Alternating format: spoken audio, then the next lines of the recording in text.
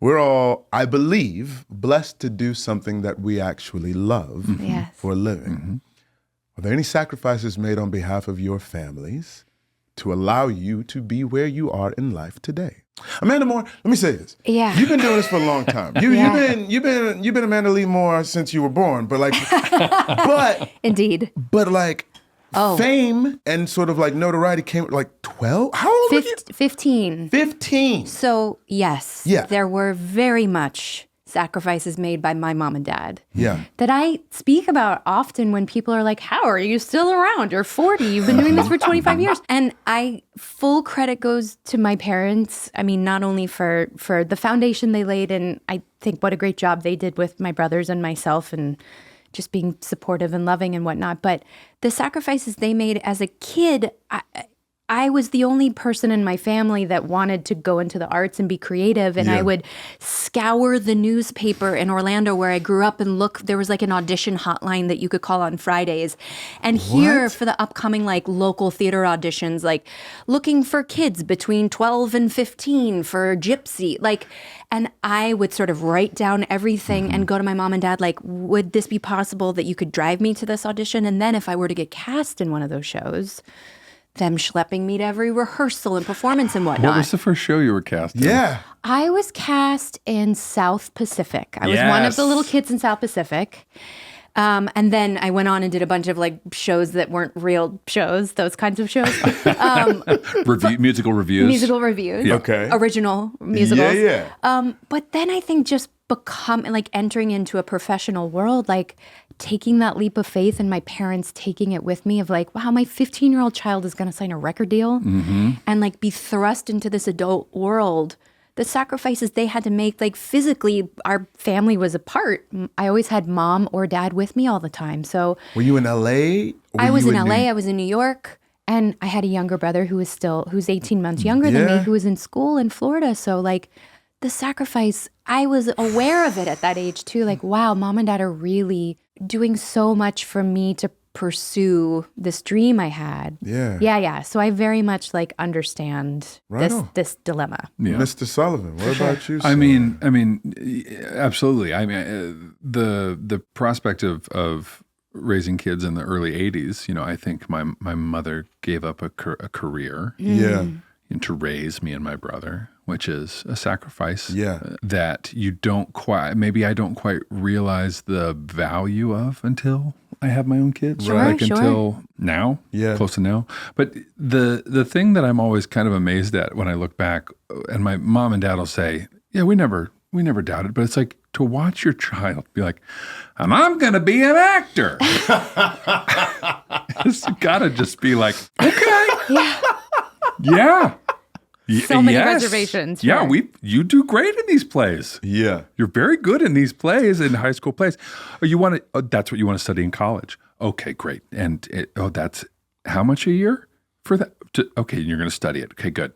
And we'll pay for that. That'll be all right. And one of the things I do realize, like coming out into the world after college to try and be an actor, quote unquote. Yeah. Like the true gift of being financially unencumbered by college debt or college loans. Yeah, bro. Like is kind of astounding to me. Like I was able to be real confident and real brash and take big risks because I wasn't paying off $100,000 over the next 30 years to somebody. Sure. Yeah. And it kind of put me in a position where I was like, I'm not going to get a job. I'm going to be an actor. I didn't realize until I was much older that like that bravado, that audacity only really comes from that type of freedom. Side question, have you ever had, since you've left college, how many other odd jobs have you had to do besides being an actor? The only odd job I took on and off because it was easy to find and it paid cash, no taxes, was being a bouncer at bars. Wow. That sounds right. Sounds right, Big Sol. Well, yeah, big Sol, right. But also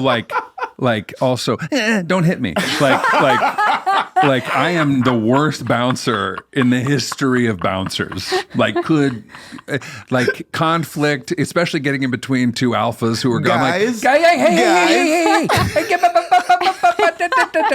Like, Keep your distance. I am not good at it.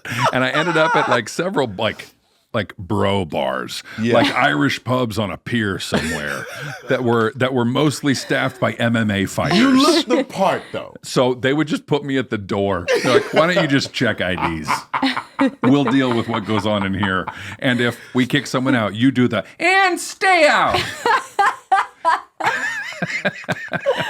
Oh, yes. And so I would do those for as long as I needed, you know, because I started in Chicago. So my rent, living by myself. You told me this was a really low number. Had a great studio apartment. Tell everybody. $600 a month. Wow. In a nice neighborhood. So I could do that in 2 weekends. Yeah. You know, at a bar. Right. Like, and so I'd pick it up when I needed to, but it was mostly just acting. Sterling? Close to the storyline, I can sort of merge my life back into the story a little bit here. So my dad passed away when I was almost 11. I was 10. And it was interesting because my mom was a public school teacher in my school district. And it was a very good school district, the Ladue School District in St. Louis, Missouri. But she recognized for her how young black men were sort of being tracked towards the lowest common denominator, and no one was being encouraged to sort of pursue the fullness of whatever innate gifts they may have had, right? So my mom, once I finished 5th grade in elementary school, she made a decision because my father passed away in 5th grade. And my father did not want me to go to the school, St. Louis Country Day. And my mom was like, well, it's you and me now, kid.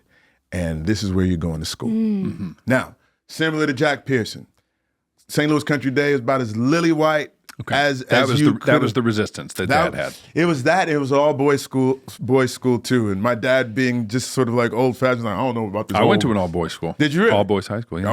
Okay. So we both did. And then my school actually wound up going co-ed. And it's now Mary Institute Country Day School.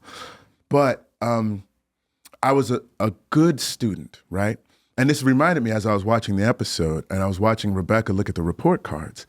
And I was seeing the report cards and I saw like the B's and C's. I had like rewound and froze. And she was looking at Randall's report card and it said like BB, CC, CCC. And I was like, this don't seem like Randall. And then I was like, oh, it's not. Like it took me a second.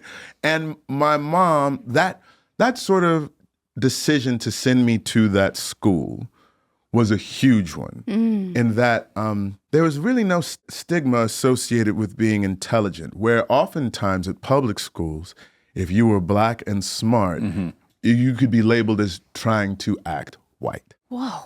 Yeah. And so there was like a little bit of disparagement in terms of like pursuing the fullness of whatever intellectual capacity that you might have, right? A sport was required for every semester for like 3/4 out of the year or whatnot. So no one was a jock because everybody was a jock. And no one was a nerd because everybody was a nerd. Yeah. And then rehearsal for plays was after athletic practice. So you didn't have to choose between being a theater geek and a jock or a nerd because they were all set. We had the exact same setup. It was just set up so that you were at school from 9 till 11. Yeah.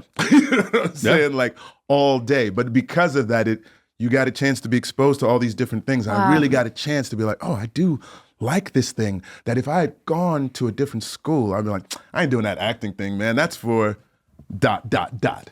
Yeah. people who don't look like me, right? So I want to shout out Arlene Brown for making that decision and recognizing that it sort of opened the world up for me in a way that I may not have explored on my own if she had not said, go. Go. Yeah.